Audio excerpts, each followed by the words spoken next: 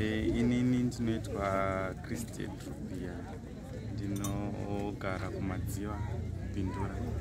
Ndakadzidza paMutumba Secondary School.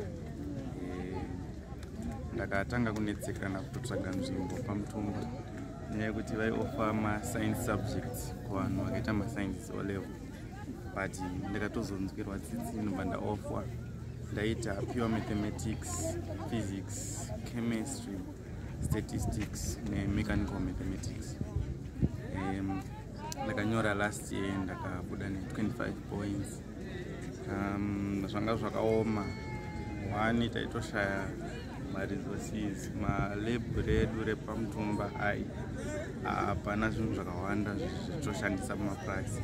Mamwe mapraxi taitodai kutomaonawo pavidhiyo kana kutombunda. Bindura University munotsvaga assistance. Pari zvino ndinogara nasisi wangu ndo vakandichengeta vachindiendesa kuchikoro kubva ndiri kuprimary grade 5 pakashayika mama wangu. And then baba vangu vakangobvawo pakashayika mama vangu vachiitira kunotsvaga basa. Then takatoita dzinenge 6 years tinombonzwa kuti vari kupi, vakazongotikontaktawo manje apa vachitiudza kuti vari kuHarare. Life yacho yakatovaomerawo. Saka munhu angatinesa kuchikoro ndisisi wangu nemurume wavo. Pari zvino ma-expenses akudiwa kumayunivhesiti havasi kumagona kumabhadhara. So nandichikuro ne-anyone angakwanisa kundibatsirawo ndienderere mberi nemastudies angu. Chivo changu ndechekuita electrical and electronic engineering. Saka nandichikuro anyone anokwanisa kundibatsirawo ndienderere mberi. Dingi chinonyanyodzikisira vana kazhinji ndechekugonzi chakata ukwanise kuchiita. Zvinhu zvangu inini ndakatanga kutonza ungaite physics nechemistry usinombobvirawo zviita O-level zviite. Hakuna munhu amboti azvikwanisa pachikoro pedu panapa. Vamwe vakauya vakazonyara kubuda nema 2 points.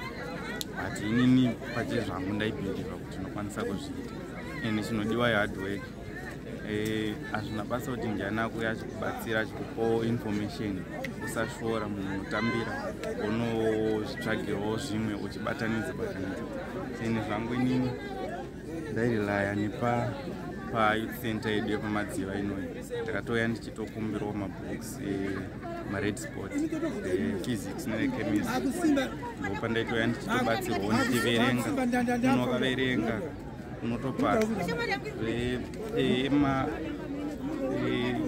Kudzidza kuno kumarural areas kwakaoma because zvakawanda zvinenge zvisina.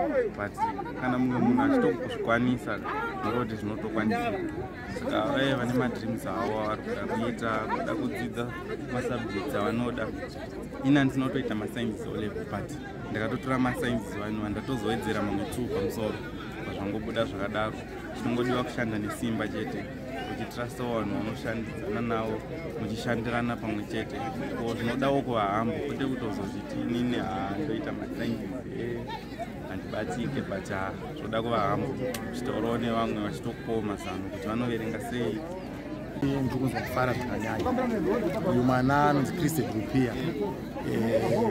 Ndakatanga kugara naye ndofunga ndava nemakore akati wandei ndichigara naye.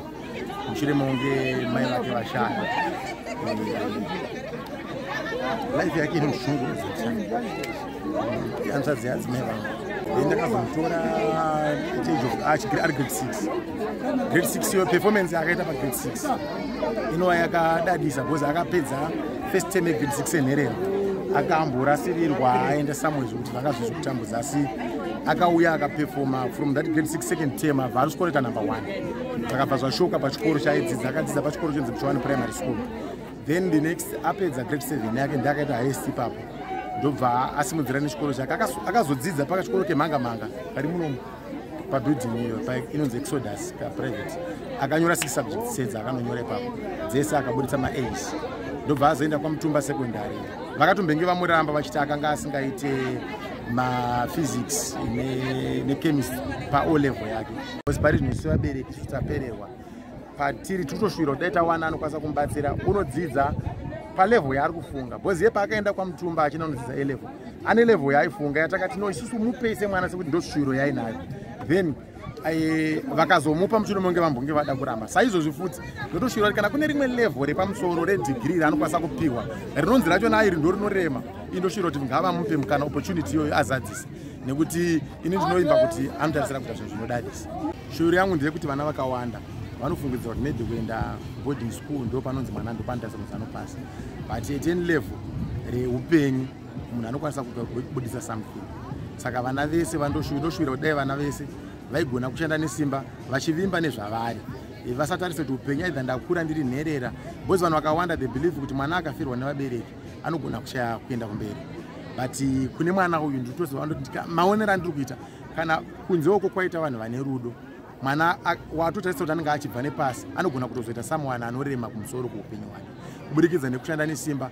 Uye kana zvakatonzi chikoro hachina chachinacho, iye paMutumba kanga pakasina maresources akakwana anoenderana nema-MPC zvoti vanga vatori gore rekupedzisira vangaida kutodropa masubjects akaita saiwa because aivaremera, asi nekuda kwevana ava vakaita shungu nokuti vana ava vakazoguma vakuti kana vakuita kunoita ma-experiments vaizotobva pachikoro totova mari dzemabhazi voenda kuna university, kuna bindura university vonoita ma-experiments acho ikoko nekuda kuti chikoro changa chisina zvinhu zvakaita saizvo. But pazvishoma zvavanga vainazvo vaigona kuzviofa kuvana ndakataura nematichers avo vaiti kuvana vaive vane chuma pachikoro vaive vane shungu dzekuti vaende kumberi, so ivo vaigona kuti pazvishoma zviripo izvozvo vana vaitarisira kuenda kumberi. Uyezve pavaenda kuchikoro unlike vamwe vana vari maboarding school, chikoro chiri kurefu zvokuti kubva kumba kwaanogara aifamba 5 kilometers kuenda kuchikoro, but mwana akaita saiyeye akatokunda vamwe vana vaigara pachikoro nekuti mumwe munhu aingofira kuti ndiri pachikoro ndiri panapa, but uyu aita shungu dzekuti aibva kumba kwaaifamba makilometers akakurisa then oenda kuchikoro kwaanofamba distance yakareba, asi hapana paizomunzwa wachiti ndaneta saka handichakwanisi kuverenga, but aita shungu nekuti kana une tarisiro chauri kuda kuupenyu nyamba ukashingira usika waachibva chaunoda.